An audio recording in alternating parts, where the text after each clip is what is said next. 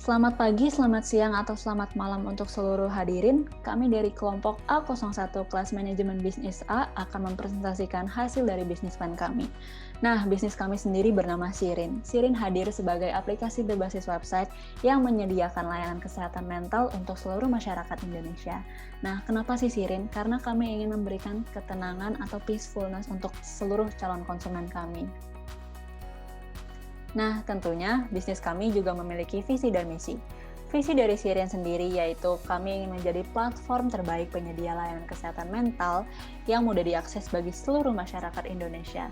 Visi tersebut didukung dengan 3 misi utama kami, yaitu yang pertama, menghubungkan orang-orang yang mengalami gangguan kesehatan mental dengan pihak profesional yang tentunya berpengalaman dan berlisensi. Lalu misi kami yang kedua, yaitu kami ingin menyediakan layanan kesehatan mental yang terintegrasi dalam satu platform. Dan yang ketiga, kami juga ingin meningkatkan literasi serta edukasi masyarakat Indonesia tentang kesehatan mental. Selama membangun bisnis kami, tentunya kami juga didukung oleh tim yang sangat luar biasa. Nah, yang pertama yaitu saya sendiri, Aiko Sulaiman, sebagai CEO dari Sirin. Kedua ada Geraldi Kristianto sebagai CTO dari Sirin. Selanjutnya ada Meta Permatasari sebagai Head of Marketing. Lalu ada Michael Wong sebagai Head of Operation. Dan yang terakhir ada Nadira Rahma sebagai Head of Administration. Ide bisnis kami ini berawal dari salah satu masalah yang ingin kami atasi, yaitu mengenai kesehatan mental. Kesehatan mental ini sangat penting bagi masyarakat karena selain memiliki kesehatan secara fisik dan jiwa, tapi masyarakat ini juga perlu memiliki kesehatan mental yang perlu dijaga. Selain itu, stigma negatif masyarakat terhadap penggunaan layanan kesehatan mental yang masih dianggap buruk dan tabu, sehingga masyarakat masih kurang untuk mau menggunakan layanan kesehatan mental. Kemudian selama pandemi ini, kami mendapatkan data menurut survei dari WHO, Organisasi Kesehatan Internasional, di mana pada bulan Juni sampai Agustus 2020 itu terdapat 130 negara, di mana ada 67% yang mengalami gangguan konseling dan psikoterapi, dan 65% yang mengikuti layanan untuk mengurangi bahaya akibat obat. Berangkat dari masalah tersebut, kami memiliki 3 solusi penting. Yang pertama yaitu konseling online, di mana layanan konseling dapat dilakukan melalui chat dan call. Di sini ada prototipenya. Kemudian ada relaksasi online, di mana pada relaksasi online ini pengguna dapat menenangkan pikiran dengan mendengarkan musik atau podcast yang menenangkan jiwa. Selain itu, ada juga artikel dan tips yang dapat memberikan literasi untuk mengenali gangguan kesehatan mental dan informasi menarik terkait kesehatan mental. Nah, berikut adalah prototipe kami yang mengimplementasikan ide kami ini ke dalam aplikasi web. Di sini ada meditasi, kemudian daftar psikolog dan psikiater kami, dan artikel serta tips mengenai kesehatan mental. Jadi yang pertama, kami akan membahas mengenai key partner. Untuk key partner, di sini kita memiliki psikolog, psikiater, konselor, aplikasi pembayaran digital, serta apotek. Kemudian, kita juga akan memiliki key activities, di mana key activities ini akan memfokuskan kepada mengembangkan website layanan kesehatan mental. Selanjutnya, kita juga memiliki key resources yang berisi web developer serta web engineer, serta kami juga menawarkan unique value proposition yang berisikan layanan konsultasi kesehatan mental, relaksasi, serta artikel dan tips yang dapat diakses oleh seluruh pengguna. Kemudian di sini kami juga akan menjaga customer relationships menggunakan media sosial, review, rating, dan feedback, promo konsultasi gratis untuk setiap 3 kali konsultasi, di mana promo konsultasi gratis ini akan digunakan mengingat kedepannya konsultasi ini tidak akan dilakukan hanya 1 kali saja. Kemudian ada juga channels yang akan digunakan, yaitu website serta call center. Selanjutnya kami juga memiliki cost structure, di mana cost structure ini akan terfokus kepada biaya promosi, biaya pengembangan website, serta gaji tenaga kerja. Selain itu, juga ada revenue streams yang akan didapatkan melalui fee per service atau session, dan juga biaya langganan atau subscription. Selanjutnya, di sini kami akan membagi kompetitor kami ke dalam 2 kategori, yaitu indirect competitor dan direct competitor. Indirect competitor di sini kami memiliki Halodoc dan Alodokter, di mana Halodoc dan Alodokter ini memiliki fokus kepada layanan kesehatan. Selanjutnya ada direct kompetitor yang memiliki market benar-benar sama dengan Sirin. Di sini kami memiliki Karib, Ibunda, dan Relief. Mengingat ketiga aplikasi ini juga hanya memfokuskan kepada layanan kesehatan mental saja. Selanjutnya, saya akan membahas tentang kompetitor analisis. Di kompetitor analisis ini, kita akan membaginya ke dalam dua sumbu, yaitu mengenai harga dan juga kontak interaksi dengan pengguna.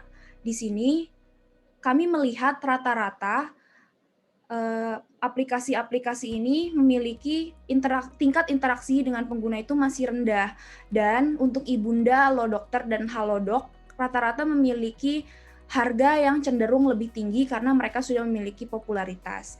Di sini Sirin hadir agar kami dapat memenuhi kebutuhan para pengguna dengan menyediakan interaksi yang cukup tinggi dengan pengguna, juga memiliki harga yang cenderung lebih murah dari kompetitor-kompetitor lainnya. Jadi, target pasar kami mencakup 14 provinsi di Indonesia yang memiliki jumlah penduduk sebesar 500.000 sampai 10 juta jiwa.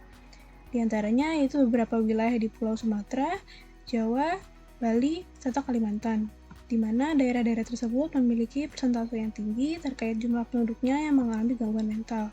Kemudian dari segi usia, kami menargetkan penduduk yang berumur 15-44 tahun, baik laki-laki maupun perempuan, dari remaja hingga dewasa. Berdasarkan data dari riset kesehatan dasar pada tahun 2018, total available market kami yaitu sebesar kurang lebih 20 juta penduduk Indonesia yang mengalami gangguan mental. Namun, dengan penggunaan teknologi, kami harus membatasi market kami berdasarkan usia, yaitu 15-44 tahun, yang berjumlah 3,4 juta jiwa. Kemudian, dikarenakan keterbatasan infrastruktur di Indonesia, akan sulit untuk menjangkau wilayah-wilayah pedesaan.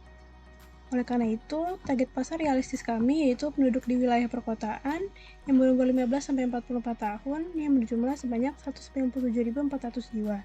Kemudian yang jika kami proyeksikan, maka akan bernilai sebesar kurang lebih 30 miliar rupiah pada tahun pertama rilis. Kemudian tentunya kami memerlukan strategi untuk menarik calon konsumen, baik strategi marketing ataupun strategi penjualan. Strategi marketing yang kami gunakan yaitu social media ads dan content marketing. Keduanya berhubungan dengan media sosial, di mana social media ads memasang iklan pada Instagram, Twitter, serta YouTube yang memiliki engagement rate yang tinggi, dan content marketing yaitu mengunggah dan memperbarui konten pada platform media sosial tersebut. Sedangkan strategi penjualan, kami menggunakan sign of promotion, yaitu memberikan diskon pada pelajar atau mahasiswa dengan menunjukkan kartu identitas mereka, dan special events, yaitu memberikan promo pada hari spesial dengan mengurangi biaya untuk konseling dengan psikolog, psikiater, ataupun konselor kami. Model dari bisnis kami ialah PT tertutup dengan nilai dari investasi sebesar 3.450 juta. Untuk pendapatan, kami menerima 10% dari total biaya layanan yang kami terima dalam satu kurun waktu tertentu. Berangkat dari asumsi bahwa setiap layanan dikenakan Rp150.000, maka di tahun 2020 akan diproyeksikan perusahaan menerima laba bersih sebesar Rp2.242.515.075. Proyeksi pendapatan perusahaan dalam 4 tahun ke depan akan cenderung stabil dan meningkat, dikarenakan juga akan adanya rencana ekspansi perusahaan di tahun 2022 dan mulai masuknya perusahaan dalam tahap pertumbuhan. Dan terakhir dari return on investment, perusahaan kami diproyeksikan untuk 4 tahun ke depan juga akan mengalami peningkatan yang stabil dan mungkin cenderung meningkat. Di tahun 2020 misalnya akan ditutup di angka 22,931% dan akan meningkat di tahun 2021 sebesar 25,691%. Besarnya angka ROI di tahun pertama diakibatkan karena BEP perusahaan kami yang sudah tercukupi di bulan kedua.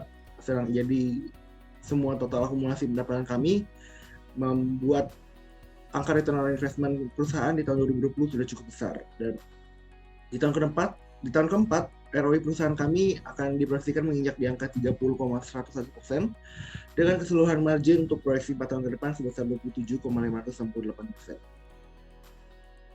Sekian dari Sirin, kami harap para hadirin sekalian merasa senang selama menonton video dari kami. Terima kasih.